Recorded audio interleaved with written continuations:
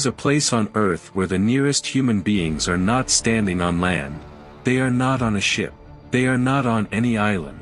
They are orbiting the planet in space, some 400 kilometers above the ocean, and they are still closer to this spot than any person standing on solid ground. That place exists. It has a name. It has coordinates. And the more you learn about it, the more it refuses to fit neatly into any category your brain has prepared for it. It is called Point Nemo. And it is, without question, the strangest single point on the surface of this planet. To understand what Point Nemo actually is, you have to start with a question that sounds simple but gets genuinely difficult once you sit with it. Where on Earth is farthest from land? Not just far from land, the farthest. The single point on the ocean's surface that maximizes the distance to any coastline in every direction simultaneously. Mathematically, such a point has to exist. Someone just had to find it. For most of human history, no one did. Not because we didn't sail across the oceans, we've been sailing them for thousands of years, but because finding that point isn't something you can do from a ship. You can't stumble on it. You can't sight it from a crow's nest. It doesn't look different from any other square kilometer of open water. The only way to find it is through pure mathematics, and for centuries no one tried. Then, in 1992, a Croatian-Canadian survey engineer named Hrvoje Lukatela sat down with a geospatial computer program he had helped build, called Hipparchus, and solved what he described as a global geometry problem. He reasoned that because the Earth is three-dimensional, the most remote oceanic point must be equidistant from exactly three separate coastlines at the same time. Three coastlines form a kind of triangle, and the point at the center of that triangle, balanced equally far from each one, that is your answer.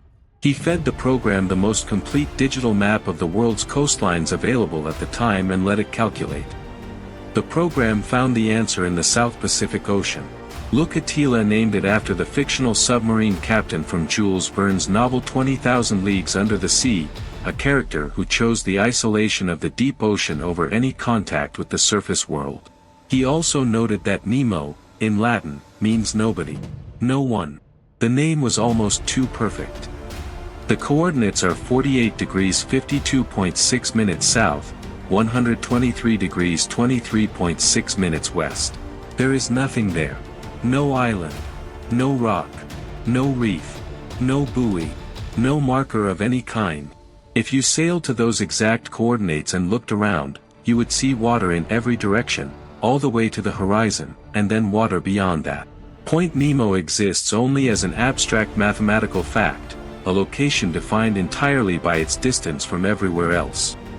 And that distance is extraordinary. The three nearest points of land are Ducie Island, a tiny uninhabited atoll in the Pitcairn Islands group, to the north. Motu Nui, a small islet just off Easter Island, to the northeast. And Mar Island, a remote, ice-covered island off the coast of Antarctica, to the south. Each of these three islands sits at almost exactly the same distance from Point Nemo, roughly 2,688 kilometers, or about 1,670 miles. Now hold that number. 1,670 miles. In every direction. For reference, the distance from New York City to Denver is about 1,770 miles. So imagine standing in the middle of the ocean, and the nearest speck of land in any direction is roughly as far as Denver is from New York. Except in this case, that land is not Denver. It is not any city. It is not any inhabited place at all. All three of the closest islands are uninhabited. The nearest town, the nearest permanent community of any kind, is thousands of kilometers farther out. The result is that Point Nemo sits at the center of a circle of ocean with no people in it, a circle covering approximately 22 million square kilometers. That is larger than Russia. Larger than Antarctica. You could fit the entire continent of South America inside that circle and still have room around the edges. And yet, in the middle of this vast, empty circle of ocean, when the International Space Station passes overhead on one of its orbits, the astronauts aboard are the closest human beings to Point Nemo on the planet. The space station orbits at about 400 kilometers altitude. The nearest uninhabited island is more than 6 times farther away across the ocean surface. Up is literally closer than across. This is not a coincidence or a poetic approximation. It is the actual geometry of the situation. When the ISS is passing over that region of the South Pacific, a person standing at Point Nemo would be closer to the station's crew than to any other human alive. The title of nearest neighbor briefly belongs to whoever happens to be floating in that aluminum cylinder above the clouds. It is one of the most disorienting true facts about the planet we live on. Now, if that were everything Point Nemo was, an extreme mathematical point in a very empty ocean, it would already be remarkable. But Point Nemo has accumulated a second life, one that began not through geography but through engineering necessity. And this second life is, if anything, stranger than the first. Space agencies need somewhere to put things that fall out of the sky. When a spacecraft, a satellite, a space station, when any of these objects reaches the end of its operational life, it eventually falls back toward Earth. Many smaller objects burn up completely in the atmosphere and never reach the ground. But larger ones don't fully burn. The biggest ones, space stations, heavy cargo craft, large satellites, they survive re-entry in fragments, and those fragments hit the planet's surface. Usually the ocean. Usually harmlessly. But not always where you planned. The consequences of getting this wrong were illustrated memorably in 1979, when NASA's Skylab station, the first American space station, fell out of orbit earlier than predicted and scattered debris across a stretch of Western Australia.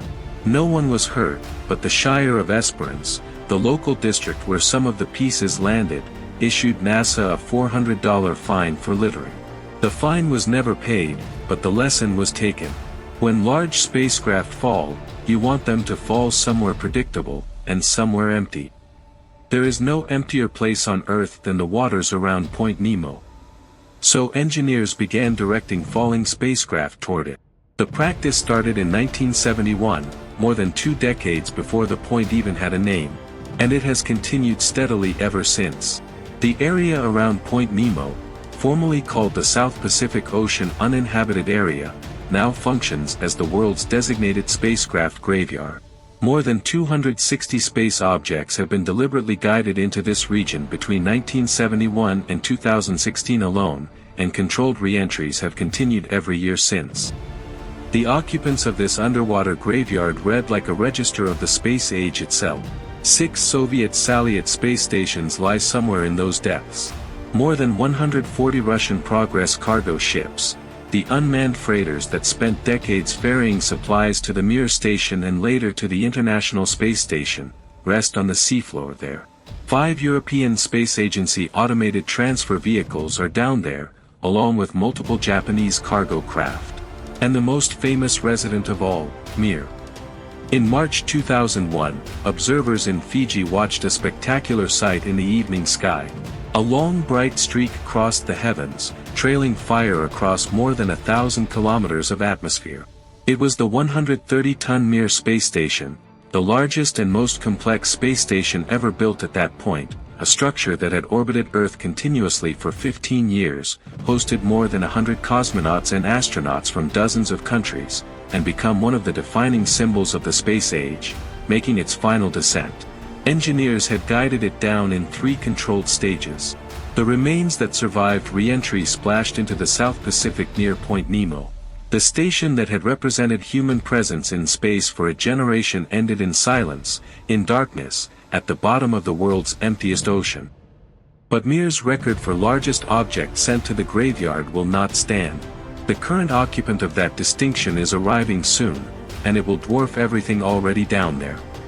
The International Space Station, which has been continuously inhabited since the year 2000, is currently scheduled to be deorbited around the end of 2030. Its debris, guided by a specially developed SpaceX vehicle under a contract worth $843 million, will be directed toward Point Nemo. The ISS weighs over 420 tons, more than 3 times the mass of Mir. It is the largest structure ever built and operated in orbit, and it will join its predecessors in the deep Pacific. There is a certain symmetry to it. A place that the astronauts currently aboard the ISS are sometimes the nearest humans to.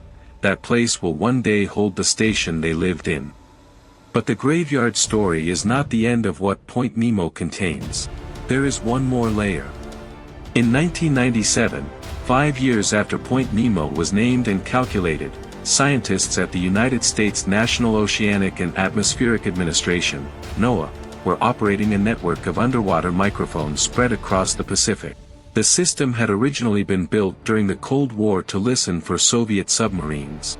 By the 1990s it had been repurposed for ocean science, listening for underwater volcanic activity and earthquake signals. In the summer of 1997, the instruments picked up something they hadn't heard before. An ultra-low frequency sound, deep and rising, powerful enough to be detected simultaneously by hydrophones stationed more than 5,000 kilometers apart across the Pacific. The sound appeared to originate from somewhere east of Point Nemo. It was later nicknamed the Bloop. Nothing in NOAA's records matched it. It was louder than the sounds produced by any known marine animal. It didn't fit the acoustic signature of any identified geological event. For years, it sat in the files as a genuine unexplained anomaly. Something large had produced a sound of that magnitude somewhere in the emptiest corner of the South Pacific Ocean, and no one knew what. It didn't take long for people to notice something else. H.P. Lovecraft, writing in 1928, had placed the fictional sunken city of Hrvoje, home to his cosmic horror entity Cthulhu, somewhere in the South Pacific. The fictional coordinates Lovecraft described, and those suggested by later scholars of his work, land uncomfortably close to Point Nemo's actual position. A genuinely strange underwater sound, detected near the most remote point on Earth, apparently originating from a location near the fictional resting place of a mythological sea god. The internet did not handle this with restraint. The Bloop became one of the more persistent ocean mysteries of the late 20th century, right up until 2005, when NOAA researchers who had continued deploying hydrophones closer and closer to Antarctica finally found the answer. The sound was an icequake. A massive iceberg cracking and breaking away from an Antarctic glacier, producing a seismic rumble so powerful it traveled across thousands of kilometers of ocean and set off sensors on the other side of the Pacific. A single block of ice had produced a sound loud enough to be mistaken for a sea monster. With global warming accelerating the rate at which Antarctic glaciers calve, icequakes of this kind are becoming more frequent, which means sounds like the Bloop are too. The ocean around Point Nemo is stranger, in some ways, than anyone expected. There is one final fact about Point Nemo that is perhaps the most quietly disturbing of all. The waters around it are some of the most biologically dead in the world. Point Nemo sits at the center of the South Pacific Gyre, a vast system of rotating ocean currents that covers about 10% of the ocean's entire surface. The gyre's rotation keeps nutrient-rich water from the surrounding ocean from entering the center. Without nutrients, phytoplankton cannot grow. Without phytoplankton, there is no base for a food chain. The waters around Point Nemo are, by the measure of marine biology, essentially a desert. No sharks. No large fish. Barely any plankton. Researchers have recorded some of the lowest cell counts ever measured in open ocean water anywhere on Earth. It is a place where even the sea has given up. And yet, in perhaps the sharpest irony this place has to offer, even this biologically dead, utterly remote, geometrically inaccessible point in the middle of the largest ocean on Earth is not clean. In 2018, 2 yachts competing in the Volvo Ocean Race passed through the region carrying scientific equipment.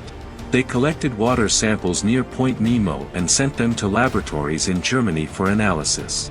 The results showed up to 26 microplastic particles per cubic meter of water.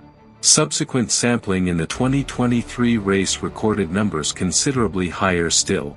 At the most remote, most isolated, most unreachable point on the surface of the planet, a place that has no permanent human presence, no shipping lanes, no air traffic, no reason for any person to ever go there, microplastics from human-made consumer products are floating in the water.